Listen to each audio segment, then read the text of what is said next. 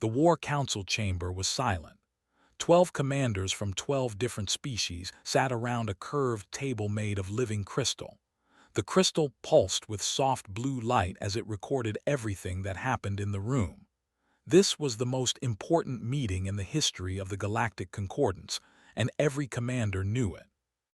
High Commander Velix of the Thessari stood at the center of the room. His silver scales caught the light as he moved, creating patterns that shifted like water. Behind him, a massive screen showed images that made several commanders look away in discomfort. These were images from a world called Earth, and they showed things that no species should survive. "We have studied them for 50 cycles now," Velix said. His voice was calm, but there was something underneath it. Fear, perhaps, or wonder, maybe both. "We have watched their broadcasts. We have read their histories. We have analyzed their art, their music, their stories. We have examined their wars, their diseases, their disasters, and we have come to one conclusion." He pressed a button on his control pad. The screen changed to show a small blue planet floating in the darkness of space. It looked peaceful from this distance, beautiful even. But Velix knew what lived on that world, and he knew that peaceful appearances could be deceiving. "Humans are the universe's mistake." Commander Zeth of the Vorn laughed.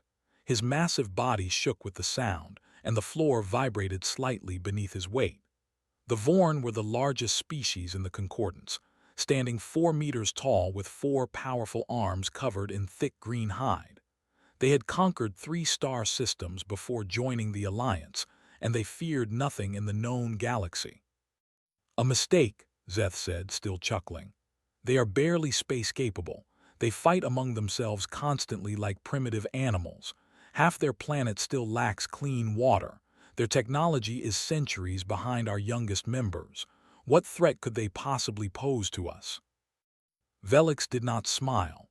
He had stopped smiling 3 cycles ago when the research teams had finished their analysis.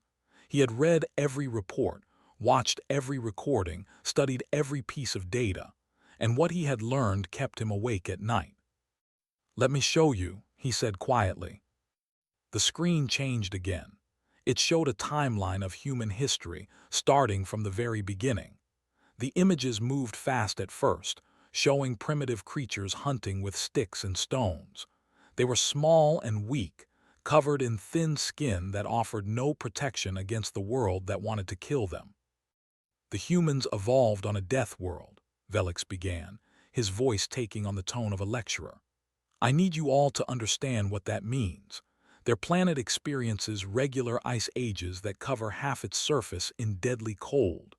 Supervolcanic eruptions have nearly wiped them out multiple times. Asteroid impacts have destroyed most life on their world at least 5 times in its history." He paused to let that sink in before continuing. "Their star produces dangerous radiation that causes their own bodies to turn against them. Their moon causes massive tidal forces that flood their coastal regions. 70% of their surface is covered in water they cannot drink because it is filled with salt that would poison them. The air in many regions can kill them through heat, cold, or lack of oxygen. The wildlife has evolved specifically to hunt them, poison them, and eat them." "So they are survivors," said Commander Thriss of the Kellari. Her delicate wings folded tightly against her back as she spoke. The Kellari were a peaceful species who had never known war until they met other races in the stars. They had evolved on a world of gentle breezes and abundant food. Many species survive difficult conditions. That does not make them special. "You do not understand," Velix said, and there was frustration in his voice now. "Every single species in this room evolved on garden worlds. Worlds with stable climates, gentle gravity, and minimal predators. The Concordance has surveyed over 10,000 inhabited planets across 300 star systems. Do you know how many death worlds produced intelligent life?" The commanders waited in silence. "1," Velix said. "Just Earth. The humans are the only species in known space to evolve on a death world and achieve spaceflight. Every other death world species died long before they could build cities. The universe killed them as it was supposed to. That is what death worlds do. They kill everything that lives on them eventually. He pressed another button. The images on the screen began to move faster, showing the progression of human civilization. Their recorded history spans only 6,000 cycles. In that time, they have fought over 15,000 wars against each other. They have developed weapons capable of destroying their entire planet multiple times over. They have created biological agents that could wipe out all life on their world. They have poisoned their own air and water and soil. And yet they continue to advance. They continue to grow. They continue to survive. Self-destructive behavior, Commander Orath of the Mirren observed. His 3 eyes blinked slowly as he processed the information. The Mirren were known throughout the galaxy for their logic and patience. They had built the first unified theory of physics, and they prided themselves on rational analysis. Such species typically destroy themselves before reaching the stars. The Great Filter removes them from the galaxy before they can spread their chaos. That is what we believed, Velix agreed. That is what every model predicted, but the humans broke every model we had. Watch. The screen showed a mushroom cloud rising over a burning city. The image was grainy and old, recorded by primitive equipment, but the horror of it was clear. An entire city turned to ash in a single moment of blinding light.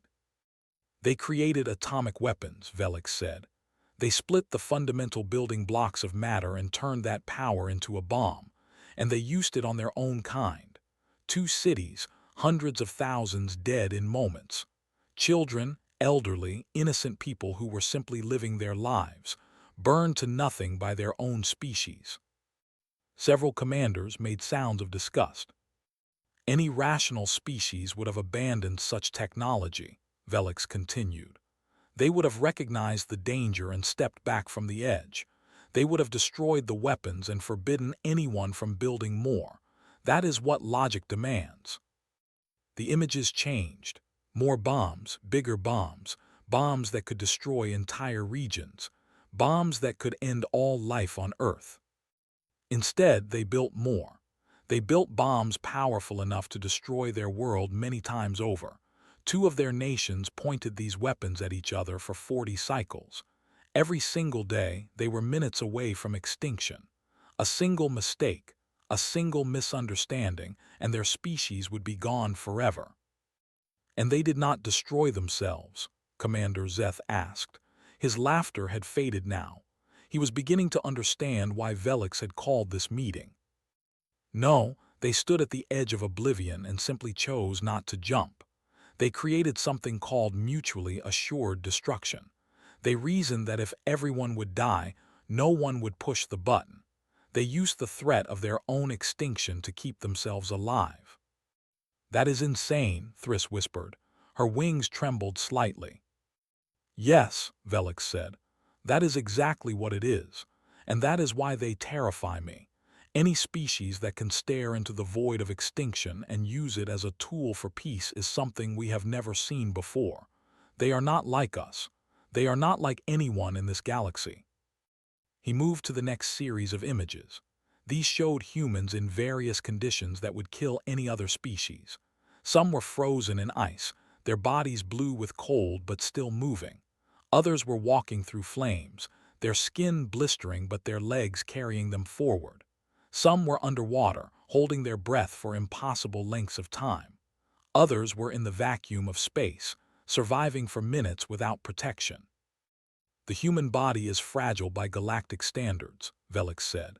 They have no natural armor like the Vorn, no claws like the Kelari, no venom like the Thessari. They cannot survive in extreme temperatures. They need to eat and drink constantly or they die.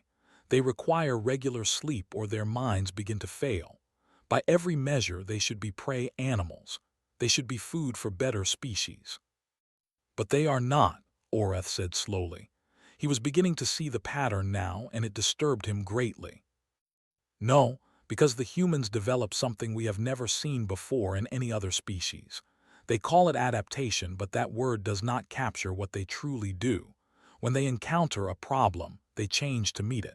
Not through evolution, which takes millions of cycles. not through genetic modification, which they barely understand, through pure stubborn will and creative thinking. The screen showed a human running across an open plain, then another human running, then thousands of humans running together. They developed a hunting method called persistence hunting. Their prey animals could run faster than them, much faster.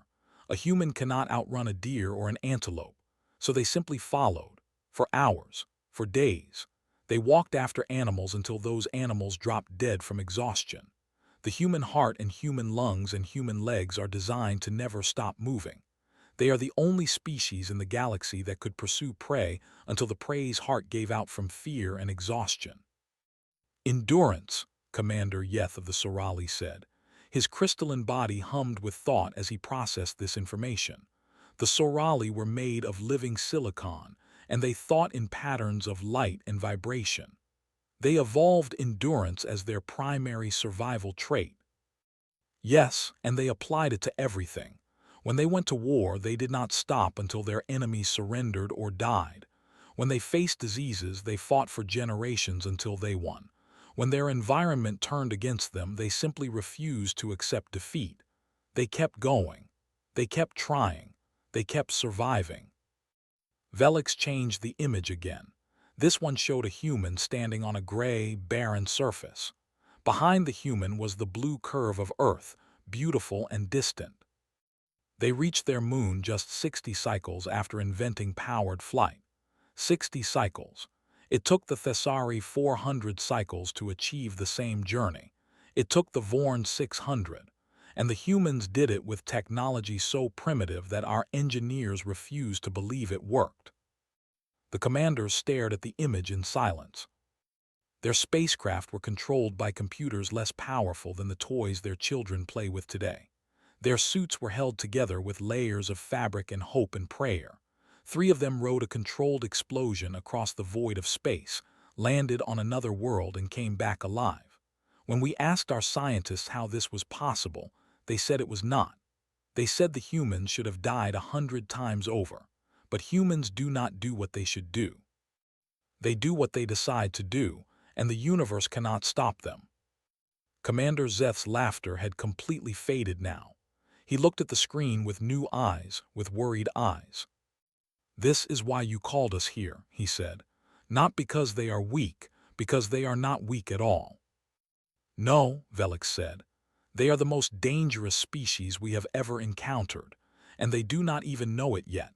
They think they are alone in the universe. They think they are ordinary. They look at the stars and wonder if anyone else is out there, completely unaware that we have been watching them for 50 cycles." He paused, letting the weight of his next words settle over the chamber. "In 12 cycles, their exploration ships will reach the edge of concordant space. We need to decide what we do when that happens. Do we make contact? Do we hide? Do we—" He did not finish the sentence. He did not need to. "Do we strike first?" Oreth said quietly. "Is that what you are suggesting?" "I am suggesting nothing. I am giving you information. What you do with it is your choice. But before you decide, let me show you one more thing about this species that the universe failed to kill." The screen changed one final time. It showed a human city at night, a vast sprawl of lights and motion that stretched to the horizon. Millions of lights sparkled in the darkness like stars brought down to Earth. Vehicles moved through streets in endless streams. Aircraft crossed the sky in carefully controlled patterns. The city pulsed with life and energy and motion, never sleeping, never resting.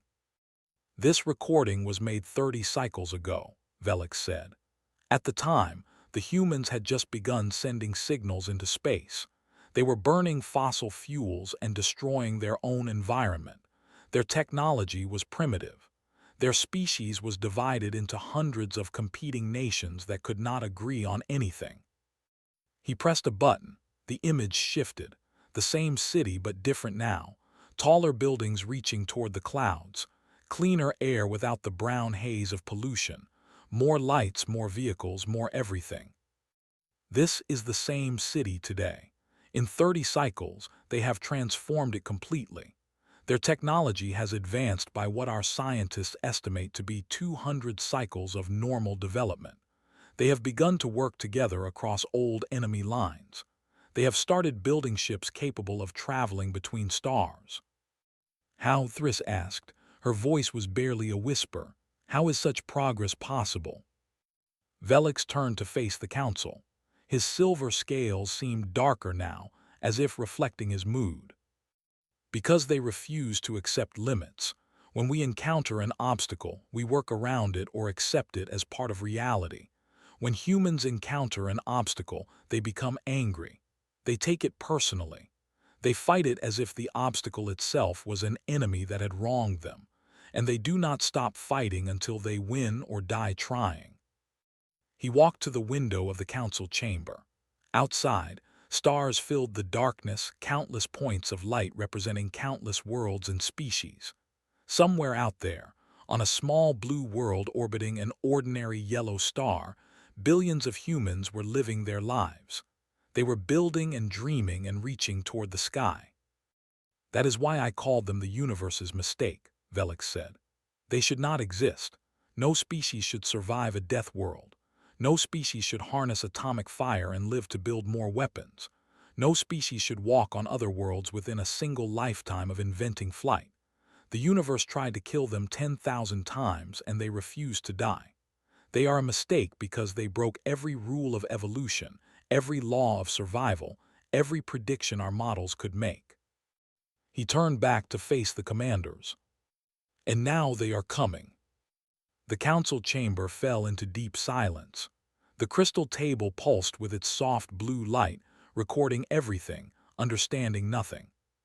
What do you recommend? Commander Yeth asked finally. Velix walked back to the center of the room. He looked at each commander in turn, meeting their eyes with his own ancient gaze. I recommend we pray, he said. I recommend we pray to whatever gods we believe in, and I recommend we pray that when they find us, they decide to be friends rather than enemies. Because if they decide we are enemies, if they turn that stubborn, endless, impossible will against us, I do not believe anything in this galaxy can stop them. The debate began immediately. Commander Zeth argued for a preemptive strike, for using their superior technology to eliminate the threat before it could grow. Commander Thriss argued for peace, for reaching out with open hands and hopping for friendship. Commander Orath argued for more study, for waiting and watching until they understood the humans better. The argument lasted for 7 days. The commanders barely slept, barely ate. They reviewed every piece of evidence, watched every recording, read every analysis. And slowly, opinion began to shift. Because as they watched the humans, something unexpected happened. They did not just see the wars and the weapons and the destruction. They also saw the art. They saw the music. They saw the stories humans told each other about love and hope and redemption. They saw humans running into burning buildings to save strangers. They saw humans donating their own organs to people they had never met. They saw humans standing in front of weapons to protect the innocent, knowing they would die. They are not just destroyers, Thriss said on the 5th day. They are also healers. They fight each other, yes, but they also heal each other. They save each other. They love each other with the same intensity that they hate. That makes them more dangerous, not less, Zeth growled. A species that can love that strongly can also hate that strongly. Or perhaps, Orath said slowly, it makes them exactly what the universe intended. Perhaps they are not a mistake at all. Perhaps they are a solution to a problem we do not yet understand. The vote came on the 7th day. Each commander stood and stated their position. Strike or hide or make contact. War or isolation or friendship. The vote was close, 7-5. They would make contact. 3 cycles later, the observation fleet launched from the Concordance capital. 50 ships from 12 species, carrying the most advanced sensors and recording equipment the Concordance could build. Their mission was simple: watch the humans, study them up close, and report back everything they learned. They established a position just outside the human solar system, hidden in the shadow of a large asteroid that the humans had not yet catalogued. From there, they could see everything. Human satellites orbiting their world, human ships traveling between Earth and Mars, human broadcasts filling the electromagnetic spectrum with their strange and beautiful noise. Commander Thriss had been chosen to lead the observation fleet. She had argued most strongly for peace, and the Council believed her gentle nature would prevent any accidental conflict. She spent her days watching the human broadcasts, learning their languages, studying their customs. They have over 7,000 different languages, she reported in her first message to the Council. They have thousands of different religions, different governments, different ways of organizing their societies. They cannot agree on anything, and yet somehow they continue to advance together. The observation continued. They watched as humans launched new satellites, built new ships, expanded their reach further into their own solar system. They watched as human scientists made discoveries that concordance researchers had taken centuries to achieve. And then something unexpected happened. A human ship detected the observation fleet.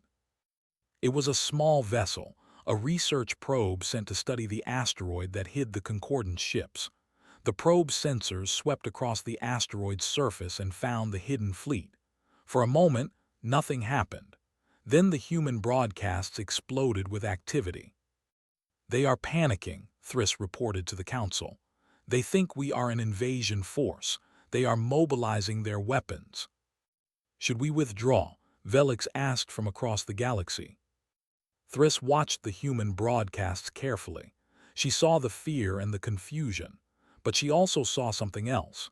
She saw humans arguing against attack, arguing for communication, arguing for peace.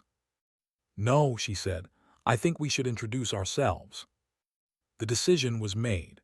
Thriss piloted a small shuttle out from behind the asteroid and approached the human probe. She broadcast a simple message in every human language the fleet had learned. "We come in peace. We wish to be friends." The response took 3 hours.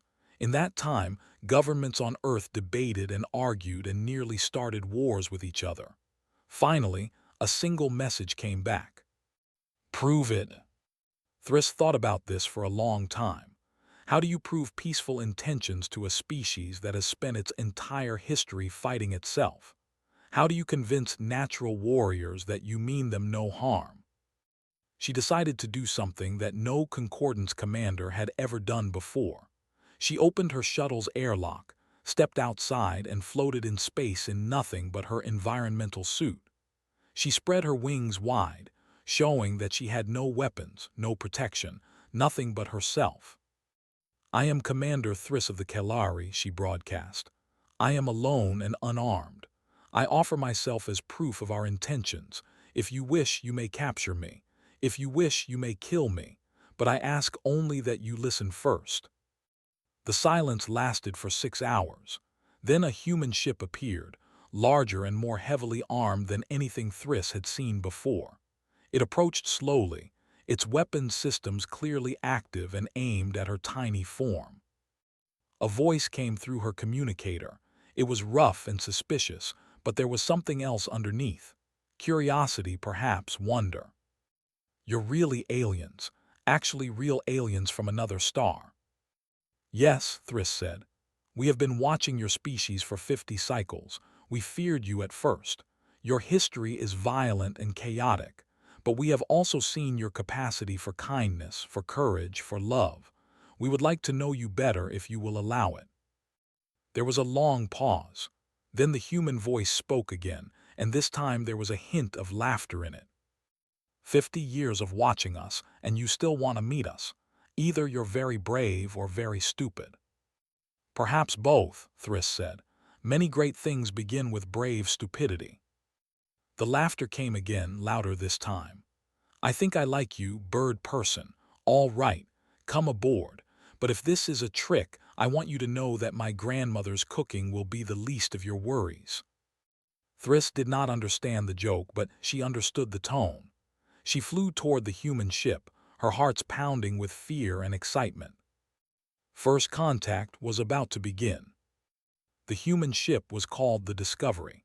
It was a research vessel crewed by 43 scientists, engineers, and pilots. They crowded around Thriss as she came aboard, their eyes wide with wonder and suspicion. Captain Sarah Chen was a small human woman with gray hair and sharp eyes. She had commanded the Discovery for 15 years, and she had seen many strange things in that time, but nothing had prepared her for this moment. "So," she said, looking up at Thriss's winged form, "you've been watching us for 50 years. Why?" Thriss considered the question carefully. She could lie, could make up diplomatic reasons for the observation, but she remembered what she had learned about humans. They valued honesty, even when it was uncomfortable. "Because we were afraid of you," she said. "Our council believed you might be dangerous. They called you the universe's mistake." The humans exchanged glances. Some looked angry, others looked hurt, but Captain Chen just nodded slowly. "Can't say I blame them," she said. "We're not exactly a peaceful species. Hell, half the time we can't even stop fighting ourselves." She paused, studying Thriss with her sharp eyes. "But you don't look afraid now." "I am terrified," Thriss admitted. "But I am also hopeful. I have watched your broadcasts for 3 cycles. I have seen your wars and your weapons, but I have also seen your art and your music. I have seen your stories about heroes who sacrifice themselves for others. I have seen humans risk everything to help strangers." She spread her wings slightly, a gesture of openness among her people. "You are capable of great destruction," she said, "but you are also capable of great love. I wanted to meet the species that could be both things at once." Captain Chen stared at her for a long moment. Then slowly she smiled. "You know what? You might be the first person in 50 years to actually understand us." She held out her hand. "Welcome aboard the Discovery, Commander Thriss. I think we have a lot to talk about." Thriss did not know the human custom of handshaking, but she extended her own clawed hand and allowed Captain Chen to grasp it. The human's grip was firm and warm. "Yes," Thriss said, "I believe we do." The conversations lasted for weeks. Thriss learned about human history, human culture, human hopes and fears. The humans learned about the concordance, about the 12 species who had joined together for mutual benefit and protection. "So there are others out there," Captain Chen said one evening, looking out at the stars through the Discovery's observation window. "We always wondered. We sent messages out into the darkness, hoping someone would answer. And you were there the whole time, watching." "We were afraid to answer," Thriss admitted. "Your signals were full of violence and conflict. Our council worried that you would turn that violence against us." Chen laughed bitterly. "They weren't wrong to worry, but you know what? I think meeting you might change things. I think knowing we're not alone might help us finally grow up." "Is that possible?" Thriss asked. "Can a species change its nature?" Chen turned to look at her. In the starlight, her face looked older and wiser than any human Thriss had seen before. "We change all the time," she said. "That's what makes us dangerous and what makes us wonderful. We're never finished becoming what we might be. The humans who burned witches at the stake are the same species that wrote symphonies about love. The humans who built concentration camps are the same species that rebuilt the countries they destroyed." She looked back at the stars. "We're the universe's mistake," you said. "Maybe that's true, but mistakes can become beautiful things if you give them time." Thriss thought about this for a long time after the captain had left. She watched the stars and wondered what would happen next. The humans were everything she had feared and everything she had hoped for. They were chaos and order, destruction and creation, hatred and love. They were impossible. And yet here they were, reaching for the stars with the same stubborn determination that had carried them through ice ages and plagues and wars. The universe's mistake was about to join the galactic community. And nothing would ever be the same again. 10 cycles passed after the first contact, then 20, then 50. In that time, humanity changed in ways that surprised even those who knew them best. The knowledge that they were not alone in the universe had a profound effect on the human psyche. Old conflicts seemed smaller when measured against the vastness of space. Old hatreds seemed pointless when there were new worlds to explore and new friends to make. Humanity spread across the stars like a wave of stubborn determination. They built colonies on 100 worlds, transforming barren rocks into gardens through sheer force of will. They formed alliances with species that had once feared them, proving through action that their capacity for kindness was just as strong as their capacity for violence. Commander Thriss became the first Concordance ambassador to Earth. She spent 30 years living among humans, learning their ways, helping to bridge the gap between species. She wrote extensive reports about human culture, trying to help other species understand this impossible race. "They are contradictions made flesh," she wrote in one famous passage. "They can commit terrible cruelty and breathtaking kindness in the same hour. They can hate with passionate intensity and love with the same fire. They are not logical, not predictable, not anything our models can explain. They are simply human, and that is enough." High Commander Velix, now ancient and gray, watched from his retirement home on Thessa Prime as humanity joined the Concordance. He had lived long enough to see his fears proven both right and wrong. The humans were dangerous, exactly as he had predicted. But they were also kind. They were terrifying, but they were also wonderful. He watched the ceremony where human representatives formally joined the Galactic Alliance. He saw them shake hands with species that had once voted to destroy them. He saw humans and aliens working together, laughing together, building something new together. "Perhaps I was wrong," he said to himself. "Perhaps they are not the universe's mistake. Perhaps they are its greatest achievement." But even in peace, the humans remained themselves. When threats arose, they responded with the same relentless determination that had carried them through their bloody history. They did not start wars, but they finished them. They did not seek conflict, but they did not shy away from it either. The Keth Empire was the first to learn this lesson. The Keth were an ancient species from the far reaches of the galaxy. They had conquered dozens of worlds through force and intimidation.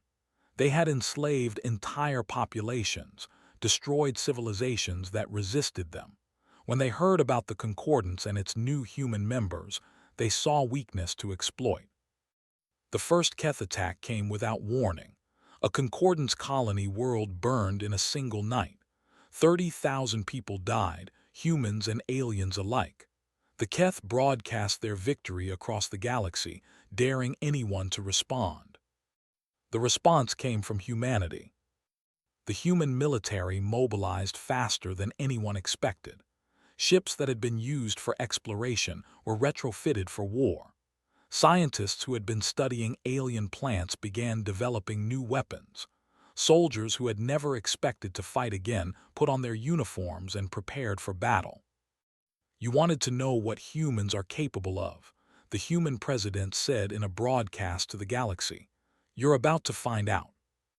The war against the Keth lasted 3 years. It was brutal and bloody and terrible. The Keth had centuries of military experience. They had weapons that could destroy planets. They had enslaved populations to serve as their armies. None of it mattered. The humans fought with the same persistence that had defined their species since the beginning. They pursued Keth fleets across light years, never stopping, never resting. They adapted to every Keth tactic, developing countermeasures faster than the Keth could respond. They turned the Keth's own strategies against them, using persistence and determination to wear down an enemy that had never faced such stubborn opposition. The Keth had never encountered persistence hunters before. They did not understand what it meant to fight an enemy that would not stop. That could not be broken. That would chase you across the galaxy until you surrendered or died. In the end, the Keth Empire was no more. The humans did not celebrate their victory. They mourned their dead and helped rebuild what had been destroyed. They offered aid to former enemies, helping to rebuild Keth worlds that had been devastated by the war. They welcomed refugees from shattered civilizations, giving them homes among human colonies. "This is what we do," the human president told the Concordance Council in a speech that would be remembered for centuries. "We fight when we must, we help when we can. We never give up and we never leave anyone behind. We are not perfect. We are not always good, but we try. We always try to be better than we were. That is what makes us human." High Commander Velix watched this speech from his bed. He was dying now, his ancient body finally giving up its long fight. But he watched the speech with clear eyes and he smiled. "The universe's mistake," he whispered, "but perhaps the best mistake it ever made." He died peacefully that night, dreaming of a small blue world and the impossible creatures that had changed everything. 100 years after first contact, a monument was built in the heart of the Concordance capital. It stood in a great plaza surrounded by the towers of a dozen different species, a testament to the unity that humanity had helped to forge. The monument showed 12 figures standing in a circle, representing the original member species of the Concordance. They were carved from living crystal, each figure perfect in its representation of its species. Thessari and Vorn and Kalari and Miran and all the rest, standing together as they had stood when the alliance was first formed. And in the center, standing slightly apart, was a 13th figure, a human. The human figure was not perfect. It was rough around the edges, unfinished somehow. It stood with one hand reaching toward the stars and the other reaching toward its companions. Its face showed neither peace nor war, but something in between. Hope, perhaps, or determination, or simple stubborn refusal to accept limits. The inscription at the base of the monument read, "They were called the universe's mistake. They became the universe's hope." Tourists came from across the galaxy to see it.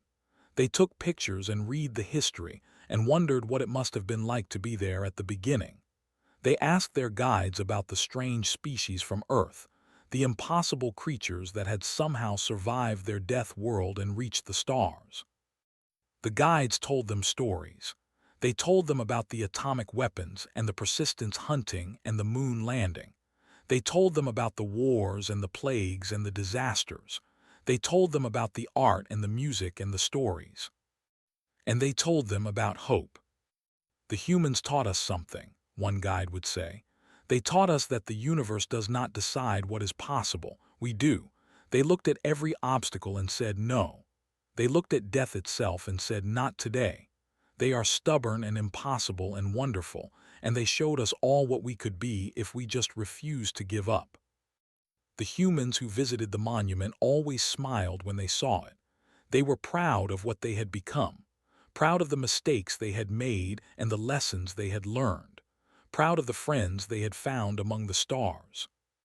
Some of them would touch the human figure gently, as if greeting an old friend. Some would stand in silence, thinking about the long journey that had brought their species to this place. Some would cry, overwhelmed by the weight of history. They were still stubborn, still emotional, still impossible. But they were no longer alone. And that made all the difference. The story of humanity in the stars was just beginning. There would be more wars and more challenges and more impossible odds. There would be moments of darkness and moments of light. There would be failures and triumphs, tragedies and miracles. But the humans would face them the same way they had faced everything else in their history, together, with hope, with stubborn, ridiculous, beautiful defiance. Because that was what humans did.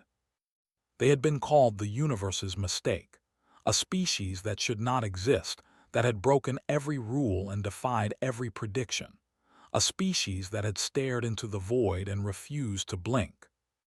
And now they stood among the stars, surrounded by friends and allies, looking toward a future that was brighter than anyone had dared to imagine. The universe had tried to kill them 10,000 times. They were still here. They would always be here. Because that was what mistakes did. They learned from themselves and grew and changed and became something new, something better, something beautiful. The humans were the universe's mistake, and the universe, despite itself, had learned to love them for it.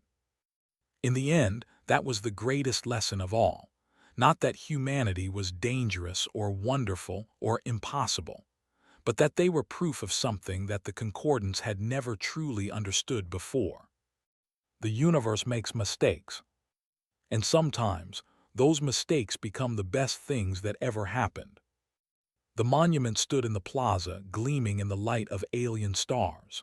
The human figure reached toward the sky, forever frozen in the act of striving, of hopping, of refusing to accept limits. And somewhere out there, on 100 worlds and 1,000 ships, human beings continued to reach, continued to hope, continued to prove that the universe's mistake was actually the universe's gift. They were still stubborn, still impossible, still beautifully, wonderfully human. And that was exactly how it should be.